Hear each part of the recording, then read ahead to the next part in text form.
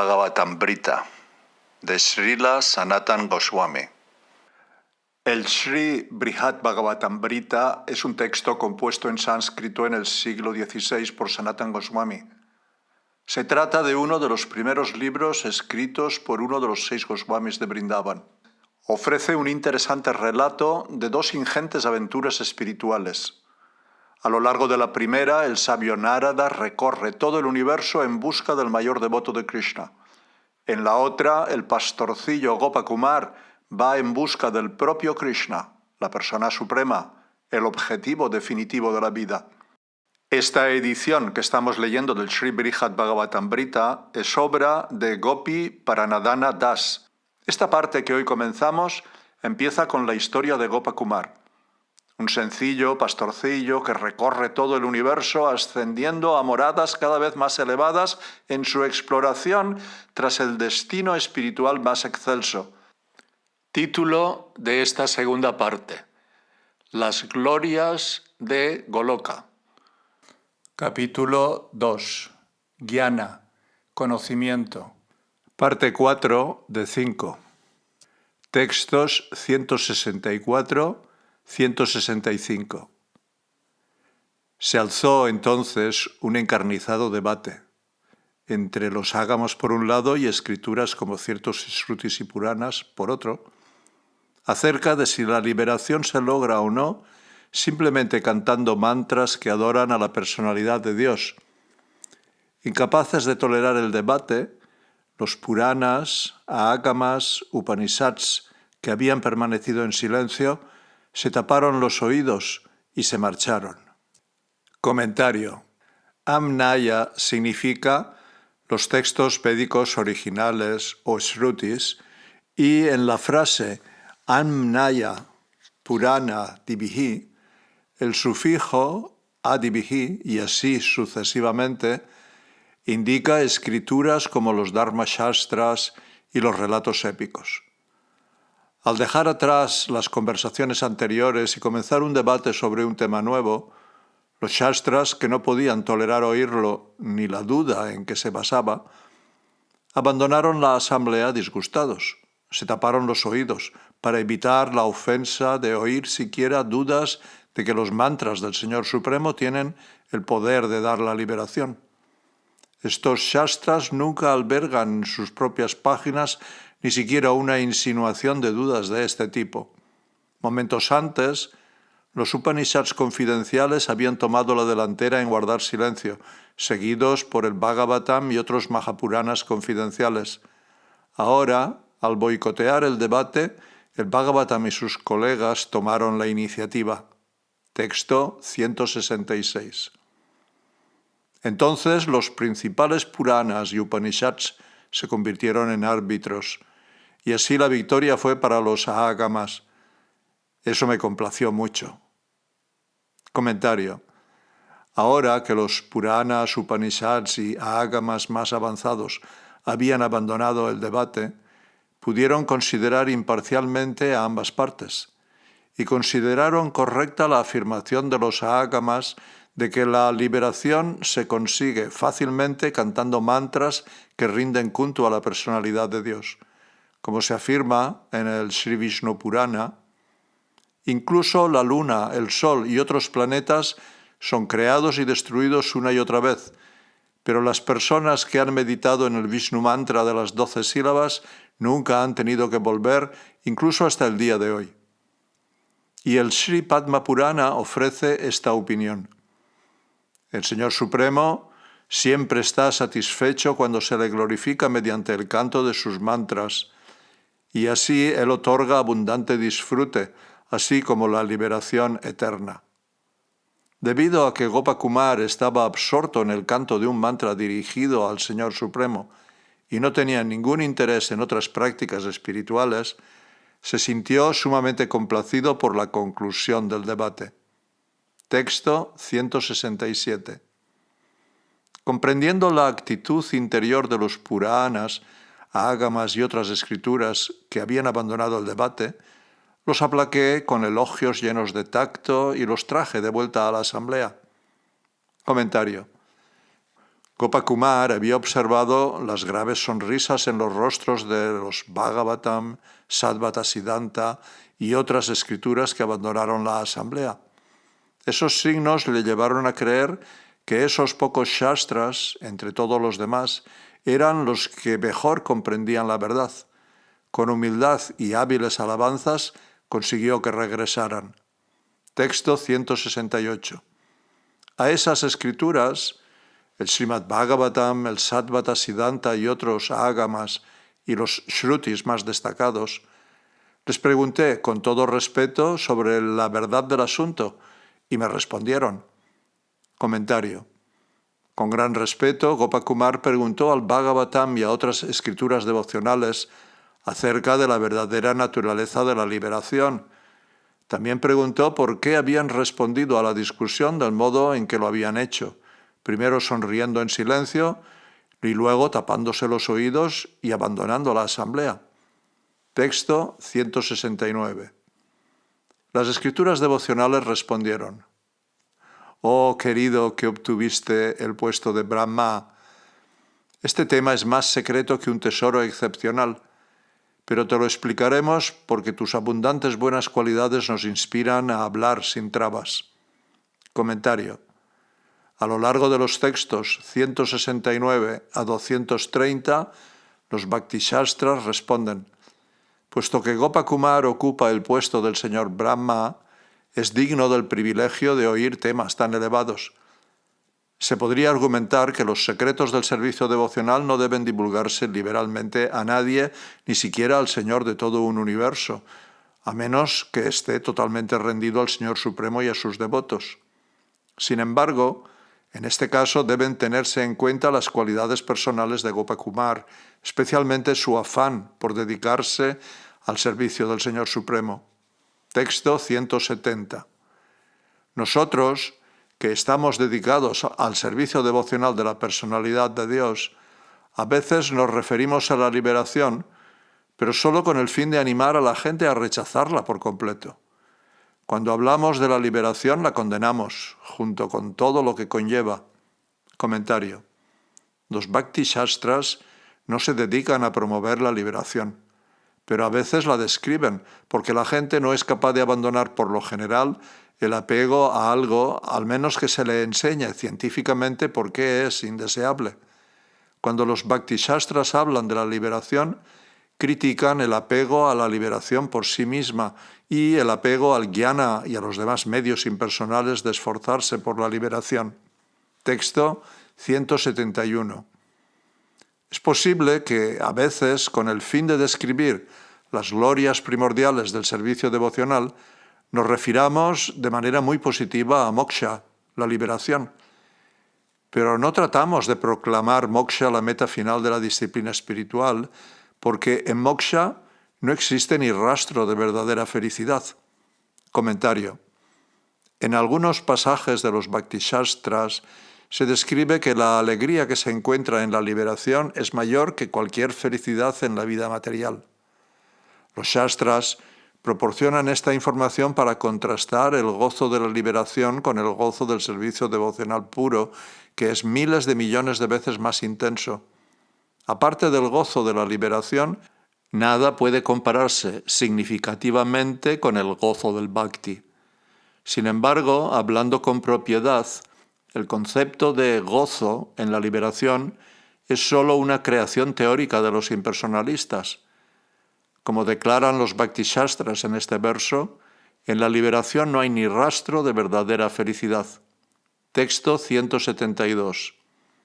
La presunta felicidad de la liberación puede compararse con la felicidad de no estar enfermo o al deleite de un sueño profundo. De hecho, el propio término liberación es una denominación errónea creada por la ilusión y solo atrae a los ignorantes. Comentario. Como suelen hacer las escrituras, en este verso apoyan su sugerencia con analogías. El mero hecho de estar libre del dolor de la enfermedad no es felicidad segura. Tampoco hay felicidad en el sueño profundo, que no es más que una condición de ignorancia. El que ha dormido Imagina que en el sueño profundo se es feliz solamente porque en ese sueño se ha visto libre por un tiempo de las fantasías de la mente, así como de los sueños y otras agitaciones. Kabila: he dormido felizmente, sin ser consciente de nada. Del mismo modo, es ficticio que haya felicidad en la liberación, un estado de aparente vacío en el que el nacimiento, la muerte y los demás dolores de la existencia material no se perciben.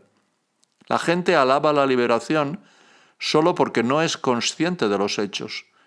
El propio vocablo, liberación, es un término poco apropiado, como afirma el señor Brahma en el 10º canto del Srimad Bhagavatam. Allí dice: el concepto de la esclavitud material y de la liberación son ambos signos de ignorancia. Quedan fuera del alcance del verdadero conocimiento. Dejan de existir cuando se entiende correctamente que el alma espiritual pura es distinta de la materia y siempre plenamente consciente. Entonces, la esclavitud y la liberación ya no tienen ningún significado, igual que para el sol, el día y la noche no significan nada. Texto 173. La liberación se alcanza fácilmente incluso a partir de una sombra de los nombres del Señor, si de algún modo alguien los canta una sola vez o si meramente penetran en los oídos. Comentario.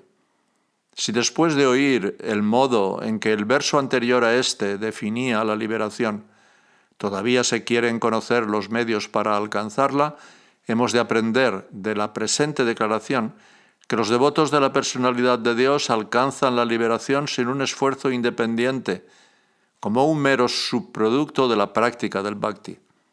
Además, el servicio que se presta a los santos nombres del Señor ni siquiera necesita ser puro, aunque se trate de namabasa, la sombra del canto de los nombres del Señor, se obtiene la liberación. Namabasa se asemeja a la apariencia de un objeto real en el mundo. Un tipo de namabasa es la emisión involuntaria, en broma, desprecio u otros sentimientos de negligencia, de sonidos que contienen las mismas sílabas que los nombres del Señor Vishnu. El canto o la audición de namabasa, incluso una sola vez, da como resultado la liberación. Así se afirma en el 6º canto del Srimad Bhagavatam, donde se dice: por lo tanto, se debe entender que quien canta el santo nombre del Señor y glorifica sus cualidades y actividades, se libera fácilmente de todas las reacciones pecaminosas. Este es el único proceso recomendado para liberarse de las reacciones pecaminosas. Aunque alguien cante el santo nombre del Señor sin pronunciarlo correctamente, si no comete ofensas al hacerlo, se liberará del cautiverio material. Ajamil, por ejemplo, era sumamente pecaminoso, pero por el simple hecho de haber cantado el santo nombre mientras moría, y aunque lo hizo sin otra intención que llamar a su hijo, obtuvo la liberación completa, debido a que recordó el nombre de Narayan. También el Sri Varaha Purana se refiere al principio de la historia de Satyatapa, a un tigre que una vez se acercó a un brahmana que estaba dedicado al canto del japa mientras se encontraba de pie en el agua. El tigre pretendía comerse al brahmana, pero en ese mismo instante un cazador mató al tigre, y debido a que el tigre escuchó los nombres del Señor Supremo de boca del brahmana, se liberó. Texto 174. La liberación, entiéndase bien, es atractiva para los de escaso discernimiento. Esto es evidente incluso en las opiniones de los mismos Vedas, Puranas y otras escrituras que los partidarios de la liberación aceptan como autoridades. Comentario. En los debates filosóficos, los bandos opuestos de diferentes escuelas de pensamiento basan inevitablemente sus opiniones en sus propias suposiciones. Los budistas, por ejemplo, asumen que todo es momentáneo y por lo tanto irreal, mientras que los lógicos de la escuela de Gautama asumen que todo lo que tiene cualidades perceptibles es real. Un debate es eficaz cuando cada parte, en lugar de pelearse por estas suposiciones, acepta, en aras de la argumentación, las suposiciones de la otra parte y elabora sus propios argumentos a partir de ese punto de partida. Es en este sentido que los Bhaktishastras aceptan las declaraciones escriturales que los yogis citan en apoyo de su convicción de que la liberación impersonal es el objetivo final de la vida. Texto 175. Moksha, la liberación, consiste en la eliminación de toda miseria o el cese de las actividades ilusorias o la autorrealización que proviene del abandono de las falsas identidades creadas por Maya. Comentario. A estas tres definiciones alternativas de moksha, tomadas de diversos shastras, se adhieren quienes pugnan por la liberación. Los lógicos de la escuela Nyaya de Gautama sostienen que la liberación consiste en la eliminación de todas las variedades de miseria que ellos consideran que son 21. Como dicen los seguidores de Gautama, la liberación es la interrupción completa del sufrimiento. Una parte de la escuela Vedanta dice que la liberación consiste en el cese de la ilusión y por tanto de la actividad de la que procede el sufrimiento. Y otra parte de los vedantistas impersonales, los ilusionistas, definen la liberación como el rechazo de la falsa identidad provocada por el poder de la ilusión y, consecuentemente, el comprender que cada cual es idéntico al Brahman. Estos Vivartavadis describen además la falsa identidad del alma ilusionada en términos de dualidades y del ciclo de la vida y la muerte. Estos impersonalistas citan a veces el Srimad Bhagavatam como fuente de su definición. Citan la siguiente frase: liberación significa renunciar a otras identidades y asumir la identidad personal verdadera y esencial. Texto 176. La felicidad que surge de percibir directamente la verdadera identidad del alma, Jiva, la entidad compuesta de eternidad, conocimiento y bienaventuranza, es realmente exigua. Comentario. Moksha o la liberación, de la que se habla en las dos primeras ideas citadas anteriormente, moksha como el fin de la miseria o como el fin de las causas de la miseria, no proporciona ninguna felicidad positiva. Además, la felicidad de la autorrealización que se presume en la tercera teoría del moksha es exigua, como se proponen demostrar ahora los Bhaktishastras a lo largo de los textos 176 a 196. Comparada con la dicha de prestar servicio devocional puro y comprender los pies de loto de la personalidad de Dios que encarnan todas las perfecciones del Brahman, la comprensión de la identidad del alma jiva aporta muy poca felicidad. De hecho, esta llamada felicidad de la autorrealización no es más que la negación del sufrimiento. Las escrituras se refieren a ella como felicidad solo como una concesión a los necios. Pero al menos esa felicidad de percibir el alma jiva sirve como patrón de comparación para pensar en el gozo del servicio devocional puro al Señor Supremo. Texto 177. Esa entidad, la realidad del yo puro, se llama Brahman. Se halla desprovista de cualidades, carece de apego, es inmutable e inactiva. Comentario. Los impersonalistas podrían sugerir ahora que, en contraste con la pequeña felicidad de comprender la diminuta jiva, el placer de percibir al Supremo impersonal en la liberación es ilimitado. Sin embargo, los Bhaktishastras señalan aquí que la propia definición del Supremo de los Vivartavadis deja poco espacio para la felicidad en la comprensión del Brahman. Según ellos, Brahman está desprovisto de cualidades como la compasión. No tiene apego a nada ni a nadie, incluidos los Vaishnavas puros. No experimenta cambios como las transformaciones de un corazón que se derrite en el éxtasis del amor. Y no muestra ninguna de las variedades dinámicas de opulencias y dulzura que muestra el Señor Supremo en su forma personal. También es inactivo, lo que implica que no tiene pasatiempos maravillosos, plenamente atractivos. Así pues, la felicidad de comprender el Brahman no puede trascender los límites del impersonalismo. Texto 178.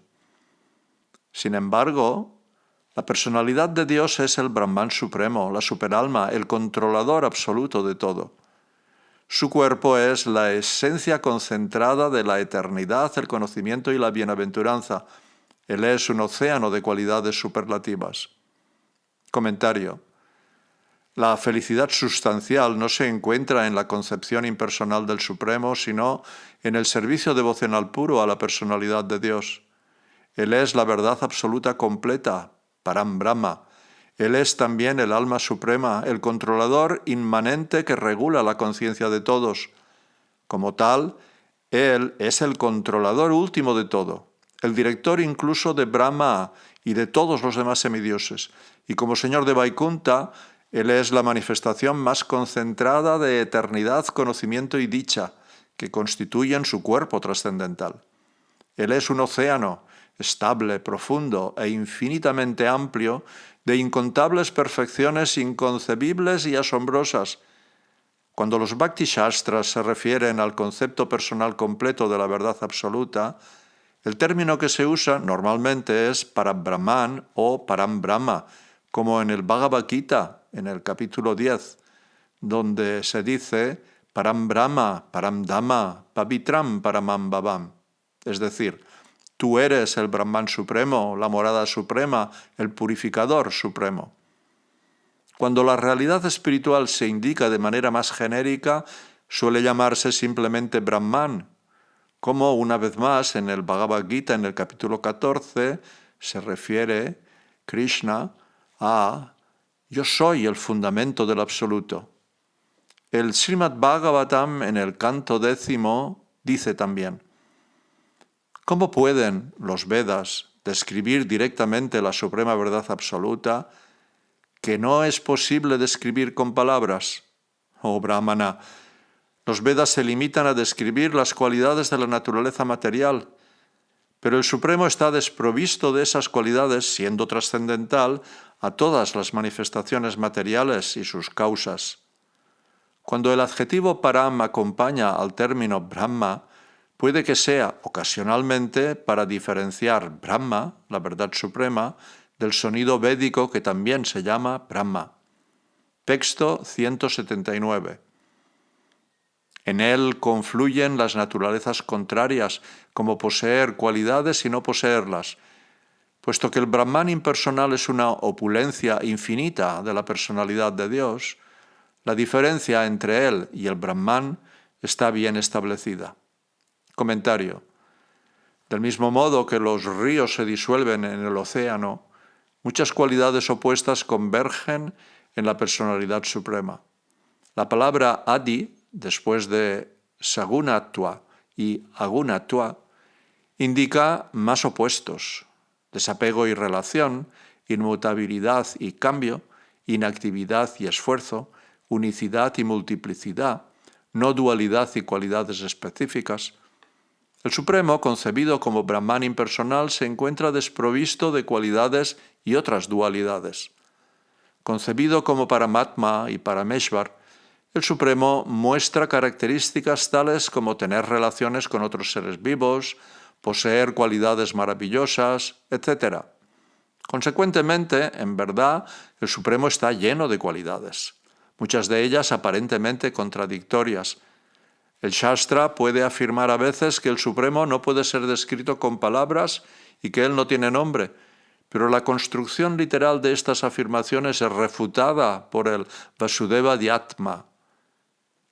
Allí dice: debido a que sus cualidades no son ampliamente conocidas, se indica que él no tiene nombre. Y como su forma no es material, se afirma que él no tiene forma. Los Mayavadis arguyen que la personalidad de Dios puede tener cualidades, pero como producto de Maya, esas cualidades son ilusorias. De ese modo, quieren reconciliar que Él tenga cualidades con la idea que tienen de la realidad, que el Supremo en realidad carece de cualidades. De hecho, sin embargo, los poderes supremos de la verdad absoluta son eternos, irreales, no ilusorios como la creación material. Y por lo tanto, cuando se dice que la característica personal del Supremo Bhagavan es nirguna, como Brahman, el sentido es otro, a saber, que Bhagavan trasciende las cualidades materiales. Al mismo tiempo, como sucede con el mundo material, él tiene muchas cualidades diferentes y por eso también se dice que él es Saguna. Eso parece contradictorio, pero es posible gracias a sus inconcebibles y asombrosas potencias. La persona suprema es, en efecto, Mahimarnava, es decir, el océano en el que convergen todas las perfecciones. Esto lo confirman muchos shastras. En palabras del Mokshadharma, en el Mahabharat, Shantiparva, leemos: «Oh gobernante de los pueblos, todo lo que veas en este mundo en relación con los cuerpos materiales de las entidades vivientes, todo lo que veas compuesto por los 5 elementos nacidos de la inteligencia del Señor Supremo, debes saber que todo eso es el Señor Supremo en persona, tanto si posee cualidades como si no las tiene. Él es el elemento último de toda creación, el amo supremo, el cuerpo del universo, el Señor Narayan. Trata de comprender que Él es el ser interior de todas las criaturas». Y en el Kurma Purana leemos: «Él no es ni grandioso ni infinitesimal. Sin embargo, Él es el más grande y el más pequeño de todo lo que existe. Se dice que Él carece de color. Sin embargo, Él es azul oscuro y las comisuras de sus ojos son rojizas.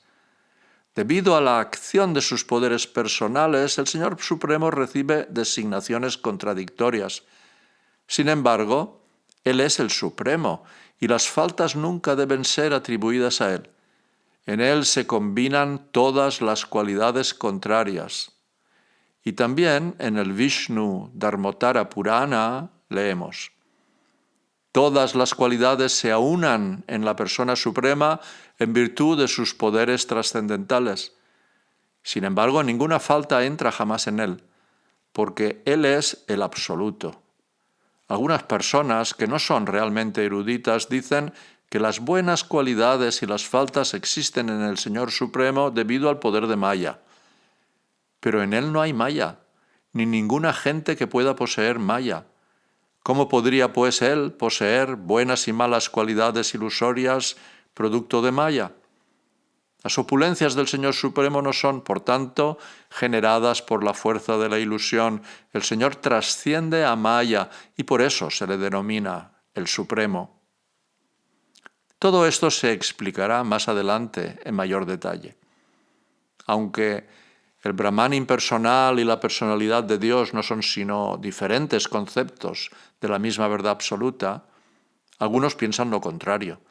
Creen que Brahman, el aspecto informe del Señor adorado por los yogis, es una entidad y que su forma, que posee cualidades personales y es adorada por sus devotos, es una entidad diferente. Pero aunque los mayavadis piensen que Saguna Brahman no es tan real como Nirguna Brahman, aún así tienen que admitir que el aspecto Saguna del Supremo es la esencia eterna concentrada de la existencia pura. Por lo tanto, incluso en su opinión, la forma Saguna del Señor es superior a todo lo demás que tiene forma. Esa forma personal la entienden los devotos inmaculados del Señor, pero permanece invisible para las personas que se esfuerzan por comprender al Brahman impersonal. Además, el aspecto personal del Supremo tiene excelencias especiales únicas, como la de repartir el éxtasis supremo del prema.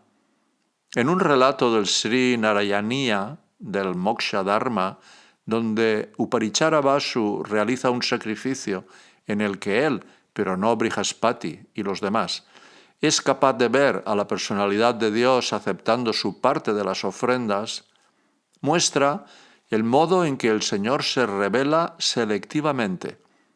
Otro ejemplo vívido lo encontramos en la historia de los hijos de Brahma Ekata, Dvaita y Trita, todos grandes yogis que fueron a Shwetadvit para ver al Señor Supremo. A pesar de sus intensos esfuerzos, no fueron capaces de tener su audiencia. Pero aunque Sri Sanaka y sus hermanos percibían constantemente al Brahman y eran los más elevados de los sabios autosatisfechos, cuando visitaron Sri Vaikunta vieron a la personalidad de Dios y el éxtasis que sintieron fue tan intenso que se manifestaron en ellos diversas transformaciones. Este mismo incidente se describe en el canto 3 del Srimad Bhagavatam, donde se dice: cuando aquellos sabios olieron la brisa que llevaba el aroma de las hojas de tulasi que adornaban los dedos de los pies de loto de la Suprema Personalidad de Dios, notaron un cambio, tanto en el cuerpo como en la mente, a pesar de que estaban apegados a la comprensión impersonal del Brahman. La conclusión es que las características del Supremo, el Brahman y el alma Jiva, son dos de las opulentas expansiones de la personalidad de Dios, como confirman muchas fuentes autorizadas. Por ejemplo, según un dicho atribuido a devotos santos: «Oh Señor, la verdad suprema, Brahman, es también uno de tus vibhutis».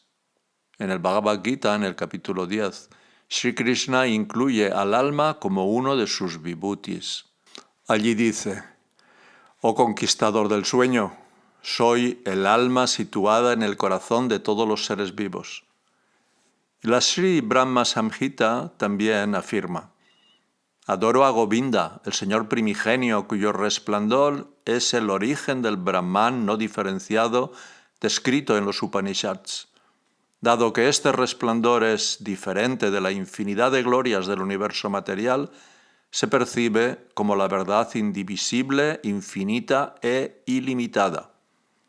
En otras palabras, el Brahman es la expansión parcial de la persona suprema, y como se afirma en otra parte, aquellos que critican al alma suprema van a la oscuridad que no tiene principio ni fin.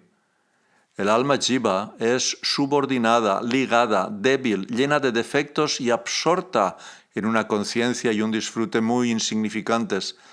Pero el Supremo tiene justo las cualidades opuestas. ¿Qué maldad no se comete cuando se afirma que el alma Jiva y el alma suprema son lo mismo? Cuando los necios y los bribones leen las declaraciones de las Escrituras que describen la unicidad del alma y la superalma, se desconciertan. Estas afirmaciones les inspiran a decirse unos a otros: «Yo soy tú y tú eres yo, mi propio yo». Pero en realidad, la persona suprema es el regulador interno, el alma dentro de cada uno, y por eso él es diferente del alma individual.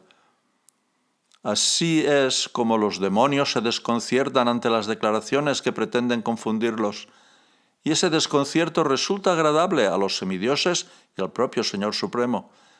Por pensar que el alma y la superalma son una misma cosa, los demonios van al infierno llamado Mahanda Tamas. Texto 180.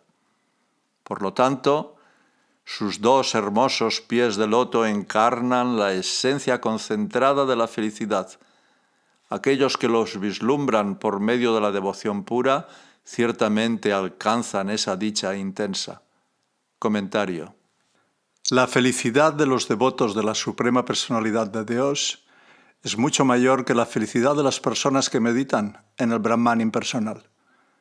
Los dos pies de loto de la personalidad de Dios son Shrimat, dotados de todo esplendor.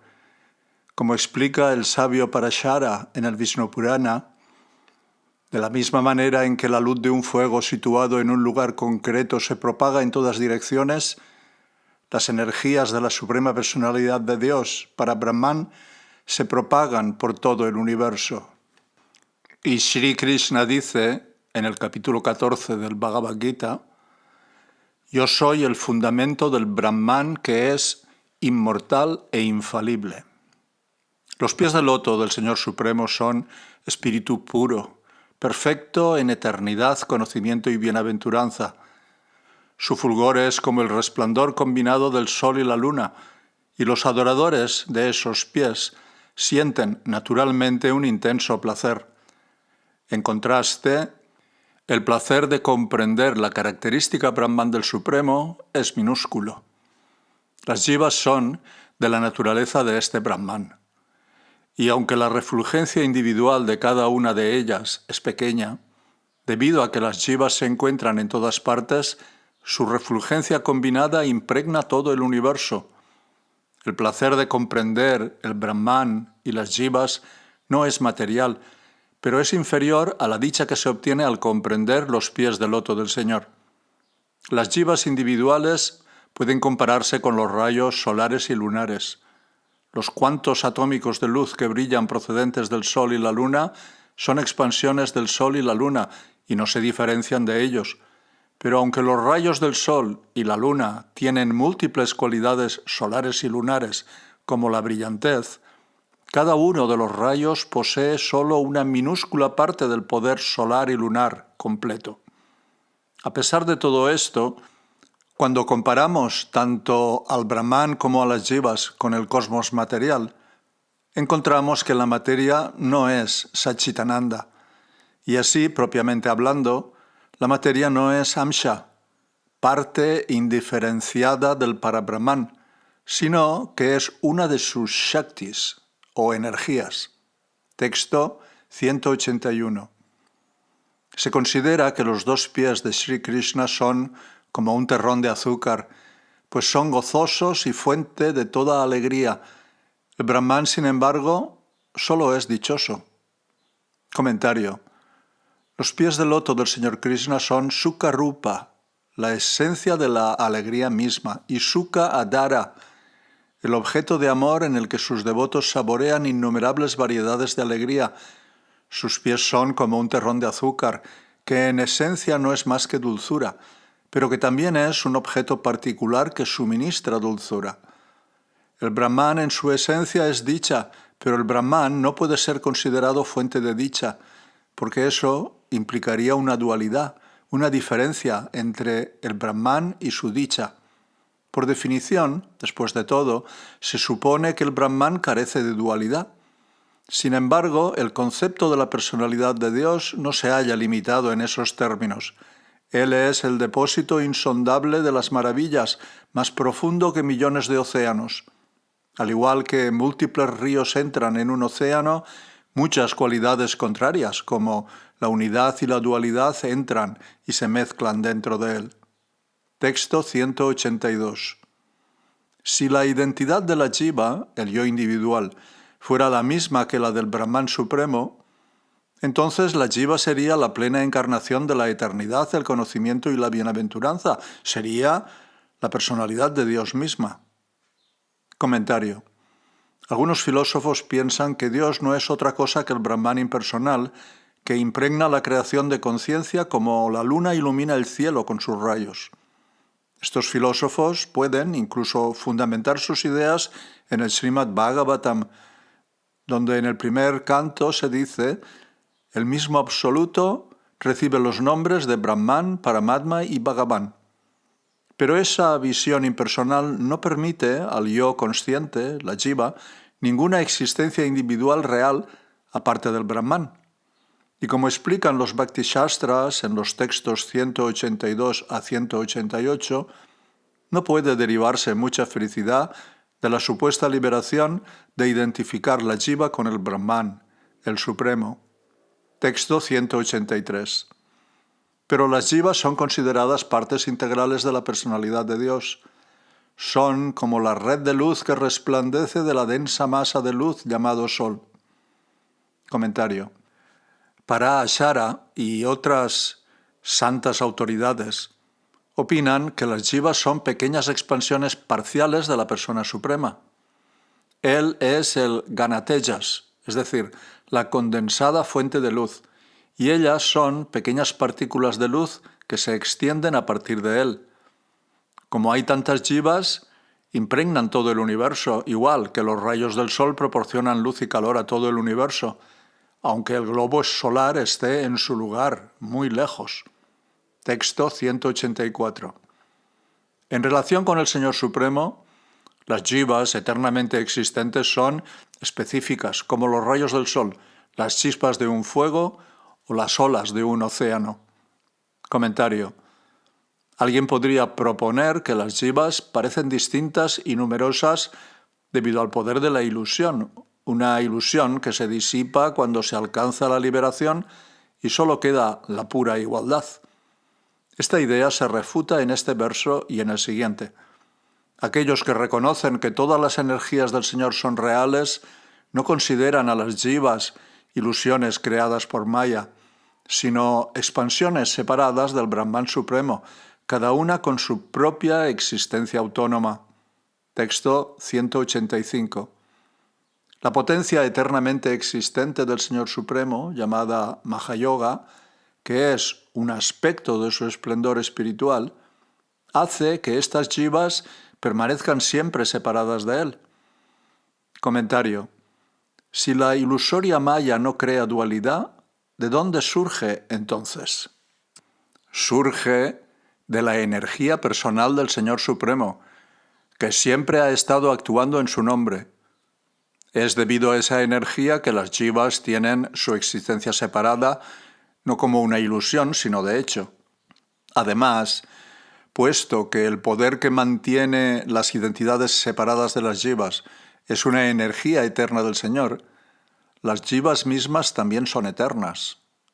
Esa energía se llama Mahayoga o Yogamaya, lo que significa que ella puede hacer posible lo imposible, como lo hace cuando manifiesta la distinción entre el todo y las partes del Supremo Indivisible.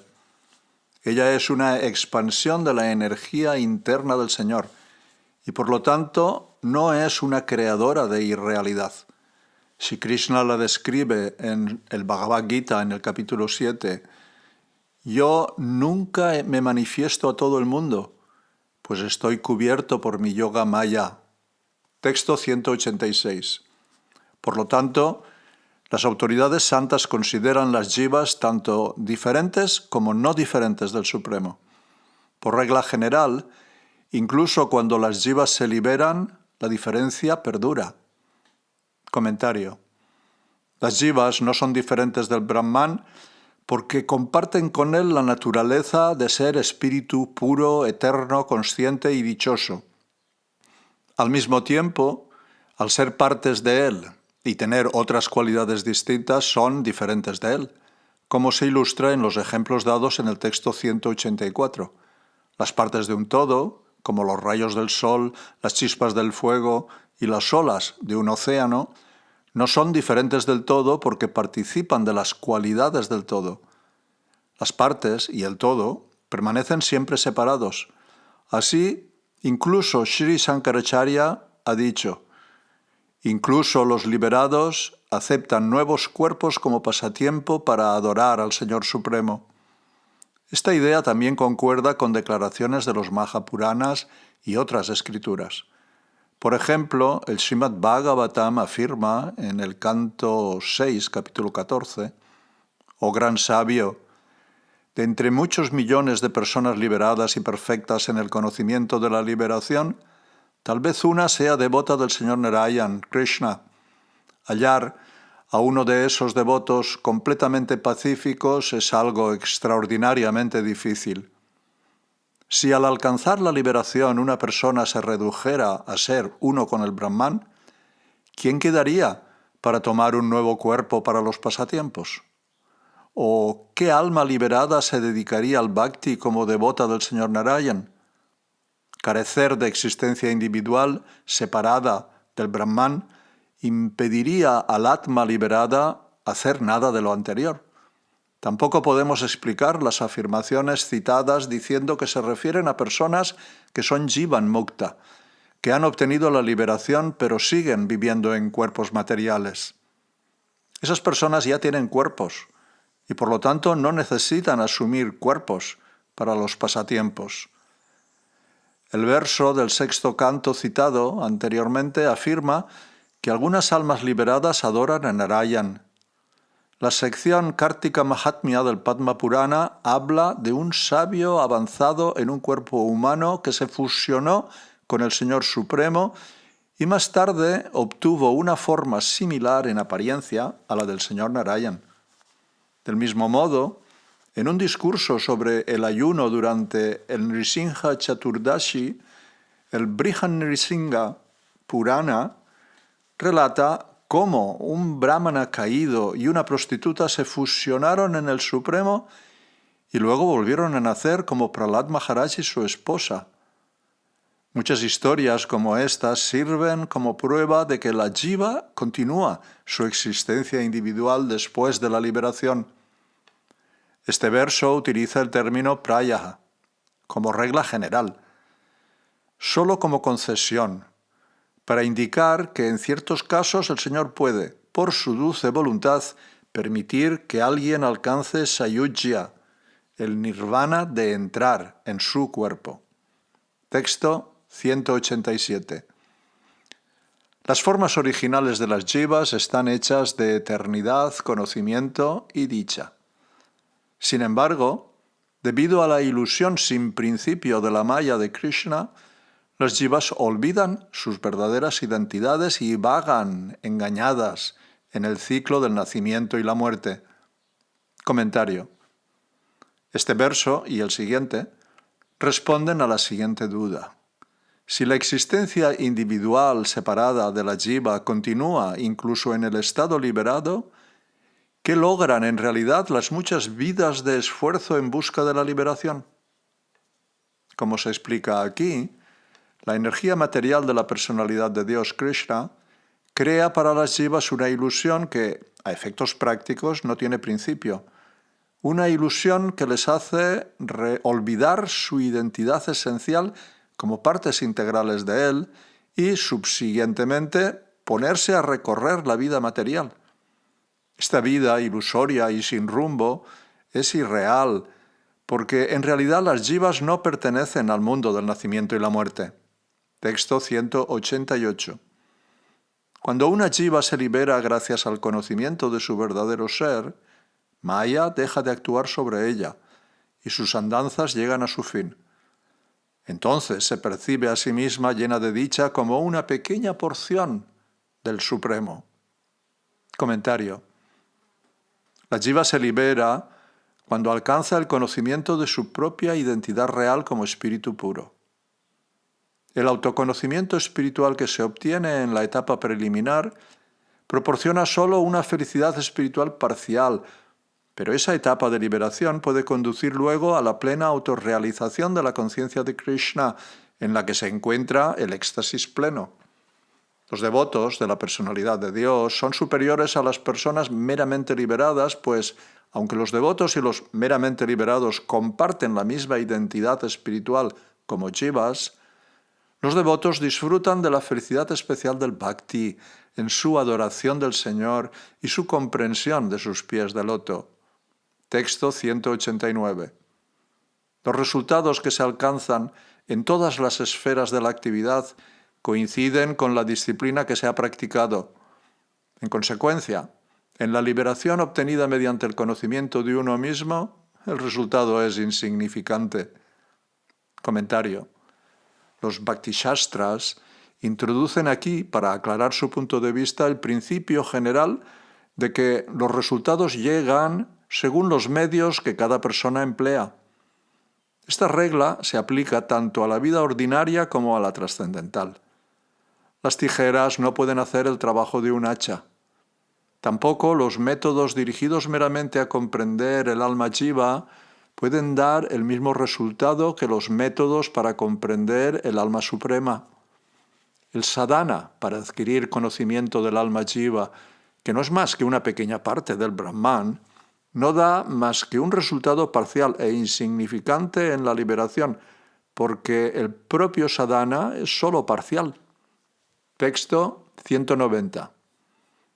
Los buscadores de la liberación, padeciendo los tormentos de la existencia material y careciendo del gusto por los intercambios amorosos en la verdadera vida espiritual, ensalzan extremadamente la liberación, igual que las personas que aspiran al cielo alaban al cielo. Comentario. ¿Por qué algunos trascendentalistas describen la felicidad de la liberación considerándola suprema? Porque están frustrados con la vida material y malinterpretan la verdadera vida espiritual.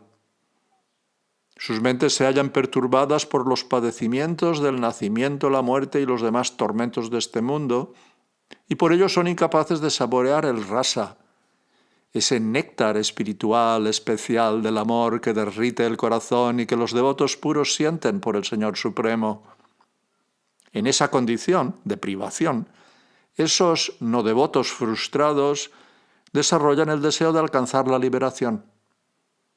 Ellos ensalzan la liberación de muchas maneras, pero sus palabras no hacen nada para que la liberación sea más de lo que realmente es. El ejemplo que se da aquí es el de personas que no son conscientes de los defectos de Swargaloka, el cielo, y por lo tanto están ansiosas por alcanzarlo.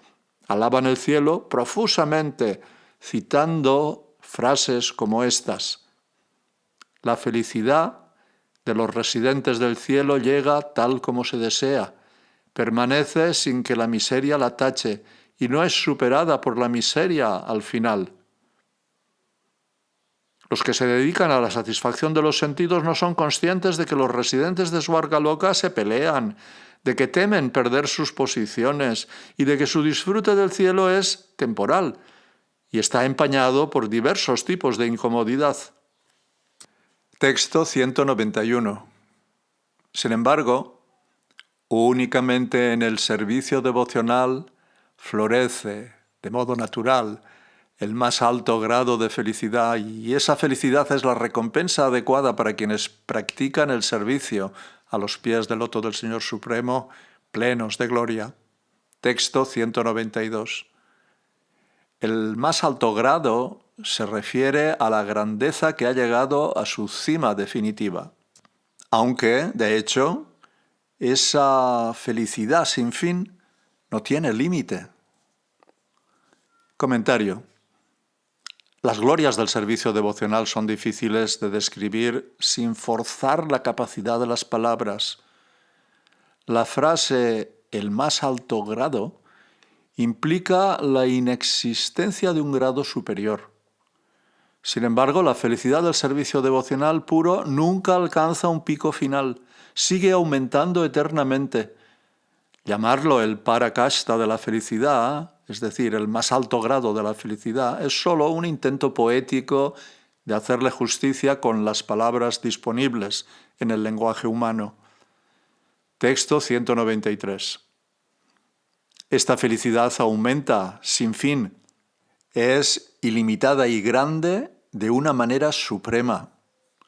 En cambio, la felicidad del Brahman que se encuentra en la liberación nunca aumenta porque es limitada. Comentario. Los Bhakti-shastras confirman en este verso explícitamente que la felicidad del Bhakti aumenta constantemente, y para disipar cualquier idea errónea de que este aumento pueda eventualmente llegar a su fin, la califican además de ananta, es decir, sin fin. Los devotos puros experimentan a cada momento el Bhakti Rasa como más y más nuevo, más y más dulce y más intenso. Puesto que el Brahman no puede desarrollarse ni transformarse en modo alguno, la felicidad de comprender el Brahman es estática. Cuando los impersonalistas llaman a su Brahma Sukha el Parakasta, es decir, el más alto grado de la felicidad, quieren decir que prácticamente han alcanzado una cima más allá de la cual no puede progresar más. Texto 194. El Señor Supremo es también el alma suprema y el Brahman supremo. Puesto que ambos son el mismo ser único, no pueden ser considerados miembros diferentes de la misma categoría. Comentario. Tanto los impersonalistas como los devotos del Señor Supremo aceptan los Vedas como autoridad perfecta. Pero cuando los Upanishads védicos declaran que no existe dualidad en el Supremo, los personalistas y los impersonalistas lo entienden de maneras contrapuestas. Para los impersonalistas, la unicidad del Brahman significa que toda forma y variedad son ilusión. Para los Vaishnavas, sin embargo, el Supremo, aunque uno, está lleno de variedad. Los Vedas comienzan ahora a explicar a Gopakumar cómo es esto posible. empezando con 2 versos que hablan de la ausencia de diferencia en el Supremo. Es posible analizar las diferencias dividiéndolas en 2 variedades. Objetos similares, como 2 hombres, diferirán como individuos, y eso se denomina Sajatiya Veda, es decir, diferencia entre miembros de la misma categoría. Las cosas disímiles, como un hombre y una vaca, difieren por Vijatiya Veda, es decir, la diferencia entre miembros de categorías separadas. Ahora bien, como las jivas son manifestaciones del Brahman, y como en versos anteriores hemos oído que las jivas son siempre distintas como individuos, alguien puede objetar que aquí nos encontramos ante un Brahman en el que hay diferencias, Sajatiya. Es decir, Brahman parece consistir ahora en miembros de una categoría que difieren entre sí. Pero esto no tiene sentido, porque contradeciría la naturaleza misma del Brahman, que según la definición de los autorizados Upanishads es absolutamente uno y que no permite diferencia alguna. De acuerdo. Pero el modo en que, según enuncia la fórmula Ekam Advayam, el Supremo se halla libre de todas las dualidades, es algo que se muestra de una manera diferente en este verso y el siguiente. A pesar de que estamos rodeados por un mundo lleno de aparente variedad, los impersonalistas interpretan Ekam Advayam en su sentido más estrictamente literal, diciendo que no existen dualidades en absoluto. Pero lo que los Vedas realmente quieren decir con estas palabras encaja mucho más sensiblemente con nuestra experiencia común. El mejor modo de entender el Ekam de los Brahmanis, es decir, la carencia de diferencias, es el siguiente. El absoluto impersonal, para Brahman, el controlador residente de las jivas, Paramatma, y la suprema personalidad de Dios, Parameshvar, son una verdad absoluta. No hay diferencia entre los tres. Cuando ese absoluto supremo, como la personalidad de Dios, se expande aún más en innumerables formas, Guna-avataras, Lila-avataras, etc., es posible que estos avataras parezcan diferentes entre sí, pero en realidad son una y la misma persona. En todas sus manifestaciones plenarias, Él nunca llega a ser menos que su ser completo, a pesar de las apariencias externas. Por lo tanto, cualquier intento de analizar las expansiones plenarias de la divinidad como diferentes miembros de una categoría está condenado al fracaso. Sin embargo, el Brahman tiene expansiones de su energía en la forma de los seres vivos finitos, como se explica en el verso siguiente.